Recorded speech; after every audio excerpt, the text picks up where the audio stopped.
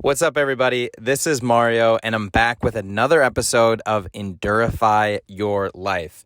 And today, I want to continue on some of the things that I'm learning about from the brave athlete. And what I want to talk about today is chess. And to be honest with you, I don't even really know how to play chess, and I've never really played chess before. But here's the thing. The chess that we're going to talk about or play today is different. It has to do with your athletic identity. And this chessboard is different. The chess pieces are different. Everything is different from the actual game of chess. And that's kind of what I want to talk about and introduce today, because yesterday we talked about a short list of some of those thoughts and feelings that people have when they say things like, I don't feel like an athlete, or I'm not a swimmer, I'm not a triathlete, I could never do that. That type of thinking is an example of an immature identity mindset. And we started to talk about what are some of the different examples of that. There's the identity mismatch where you maybe feel a certain way, but others don't view you that way.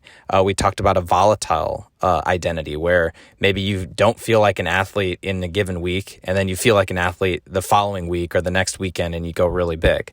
We talked about chasing your former identity. Maybe you used to be a really good athlete and you're not anymore, or you've taken some time off and you're trying to get back into that, and that causes a lot of issues. And then we also talked about this term of identity foreclosure, where you basically draw a conclusion about, well, I'm not athletic, I'm too clumsy, I'm not a swimmer, and you do that before even having the opportunity to grow into that person.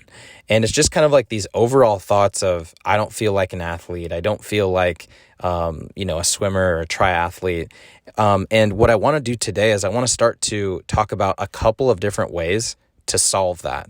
And according to the brave athlete, calm the F down and rise to the occasion, there's two kind of main ways that you can do this.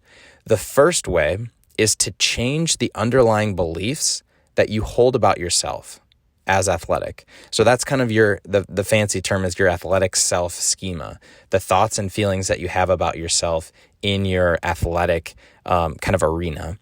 The other way is actually pretty interesting, which is just to pretend to be an identity that you're not. It's kind of this whole mentality and this whole saying of fake it until you make it. Now, the first approach is kind of an inside out approach of trying to solve like the root problem and then have that, come to fruition on the outside. Whereas the fake it until you make it is kind of that outside in approach. According to the authors, like both are kind of grounded in science and both are actually recommended. Now, what we're going to do today is we're actually going to focus on the first one, which is how do we change your underlying beliefs that you hold about yourself as athletic. And before we do that, we need to introduce a new concept. So we've already talked about your athletic self-schema, which is the thoughts and feelings you have about yourself as an athlete. We've talked about your athletic identity, which is the extent to which you identify as an athlete. And then there's the overall kind of self-concept, which is your overall judgment of yourself as a person. The new term that I want to introduce is called the definable you. So definable you. And this is where you measure things about yourself and your athletic history. These are the characteristics, the attributes, and the experiences that can be objectively measured. And the key word there, I think, is objectively. So things like how much you weigh. So you weigh 163 pounds. Other things like your percent of body fat. What is that percent body fat? 10, 15, 20, maybe more than that. whatever that percentage is. And another example might be your FTP. I've talked about your functional threshold power. That's how many watts you can sustain on a bike for an hour. Maybe it's 230, maybe it's 200, maybe it's 245. But those are all things that can be objectively measured. You know, you've lived in a certain number of houses. You've completed a certain number of races. You completed a half Ironman in 6 hours and 27 minutes. You completed a sprint triathlon in 1 hour, 45 minutes. You ran a 5K in 26 minutes and 32 seconds. Those are, you know, objectively measured things that that one can see, and those are the definable you. It's kind of that phrase of it is what it is, and you can't change the past. It's just your definable you. And in order to kind of illustrate this next point of what's the difference between the definable you, the thoughts and feelings, and your role in that, the Brave Athlete authors, they introduce this analogy of chess and a chess player, a chess board, and chess pieces. And now that we know what the definable you is, those are the characteristics, attributes, and experiences that can be objectively measured. If you think about chess, that is the chessboard. So those are just the facts. That's the chessboard. So again, it's things like your weight, your 10K time, how many races you have completed. That is the actual chessboard. And then the chess pieces, those are the thoughts and feelings that you have about yourself as an athlete. And each piece on that board is a different thought or feeling. Okay, so those are the things like, I'm not fast enough. I'm fat. I'm not as fast as I used to be. I could never do that. Those are the chess pieces on that chessboard. And, you know, in chess, you know, sometimes those different pieces can attack one another. Some are defensive, some are more offensive or aggressive. So those are the different chess pieces. But what's your role in that, in the chessboard and the chess pieces? You are actually the chess player. You're not the chess piece. You're not the chessboard. You are the actual player. And the reason why that's important is because you experience your thoughts, but you are not actually them. You know, you are the carrying container of the experience. You are not the experience yourself. Because as the chess player, you get to choose which pieces you play and which pieces you ignore, right? So you don't pay attention to all of the different pieces at a given time. You choose one specific piece and you play that piece. And I'm really trying to come up with a good analogy, even though I haven't actually played chess before and I don't fully understand it, but I understand it enough from this analogy that they've provided that, you know, you are that chess player. So just kind of pause and think about that for a moment. Because, you know, the thing that I want you to think about is, you know, this is all about freeing yourself from the thoughts and feelings that you don't want. And having you understand that, you know, you aren't your thoughts and feelings. You are the person that contains them or controls them. And in order to kind of continue on with that thought of kind of freeing yourself from the thoughts and feelings, I want to introduce another strategy that they talk about, which is called detachment. And detachment is basically a method to unglue you from the way that you experience you. Let me just say that again, because it's kind of like a little like, whoa. So detachment is a method to unglue you from the way that you experience you. And so what I want to do now is I want to kind of talk through that and talk through a specific example for you. So maybe if you're listening to this, you have thoughts of, oh, I'm not good enough. I'm not athletic enough. I'm not an athlete. I'm not a swimmer. A lot of times those thoughts and feelings come to us from experiences that we have that didn't go well. Maybe it was a really bad race that you had. Maybe it was a really bad workout that you had. Maybe it's that you aren't athletic now and you maybe tried to go out for a run and you couldn't do it. You couldn't run more than 5 or 10 or 15 minutes and you were forced to walk. And from that experience, you drew the conclusion, I'm not a runner. So this exercise to practice detachment from the book, it's called Watching the Suck.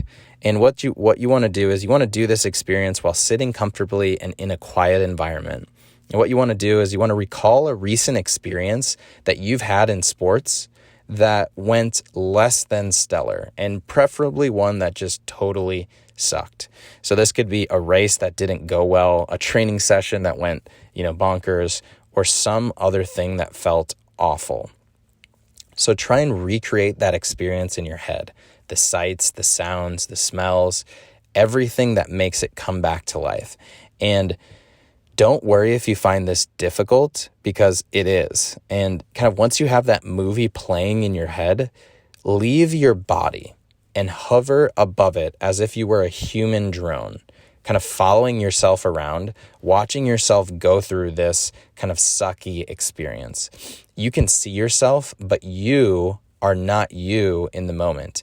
And I know that sounds weird, but just kind of think of yourself as hovering above yourself in this kind of really difficult, kind of shitty experience. So what you want to do next is pick out the thoughts and feelings the you down on the ground is experiencing. So try to be aware enough to label the experience, but not actually have it. So it's kind of like watching a friend, grimace in a race and just knowing what's going through their mind. And if it helps, you can kind of see thought bubbles appearing with the stuff that was going through your head at the time. And then now start describing and labeling what you see and the thoughts and feelings that you remember yourself having. It's like, oh, okay, this is the part where that person caught me. They're coming up and now they're passing me. You're like, what the heck? They're way stronger than me. They're way faster. They're way better. I'm not a good runner. I'm not a good biker, something like that. I must be having a bad day if they caught me.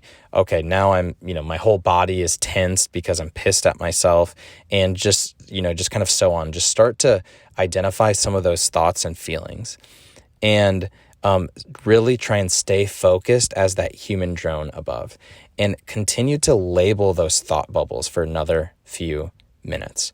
So just like that is how you start to detach yourself from those thoughts and feelings that you're having, that emotional experience. The real you was kind of the chess player, was the person that was up in that drone, while the thoughts and feelings, those chess pieces, were kind of busy making your life really stressful and really hectic. So this is just one way that you can practice detachment. It's called Watching the Suck from this book. And you can do that in from an athletic experience or an athletic mindset, but also, kind of the next time that you get overwhelmed by feelings of not being good enough or worthy enough as an athlete, you can try and use this exercise to separate the real you from the painful, the painful like self-schema or the painful you that's causing problems. So again, just kind of to recap, this is all about how do we change the narrative that we have about ourselves? Because the athletes, according to this book, the athletes that struggle with these identity conflicts are usually the ones who believe that they are their thoughts or feelings. They're the ones that believe I am not good enough or I'm not a swimmer. And the main thing that I want to drive home is you can decide which thoughts and feelings you want to ignore and which ones you want to listen to. So now I just kind of want to bring it back to you and bring it back to that chess analogy. Do you think of yourself as those chess pieces, those negative kind of thoughts and feelings that pop up as we experience life? Attacking each other. Some of them are defensive, some of them are aggressive. Or do you think about yourself as the chess player, kind of in command of those pieces, being thoughtful, being mindful, being strategic of what you're going to focus on and what you're going to ignore? That's something that I want you to start to think about. And as I mentioned, you can try this Watching the Suck, or just this practice of detachment. the next time you struggle through a workout, the next time you struggle through a meeting or a difficult experience. The main thing I want you to remember is you are not the voice in your head. You are the one who hears it. So I hope that serves you. I hope you all have an amazing day.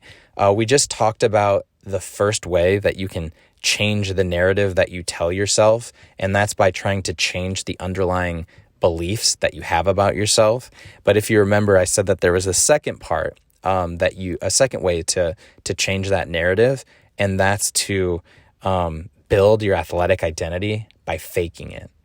Kind of fake it until you make it. And that is where we're going next. That's where we're going tomorrow. And I appreciate you all, and I'll see you tomorrow.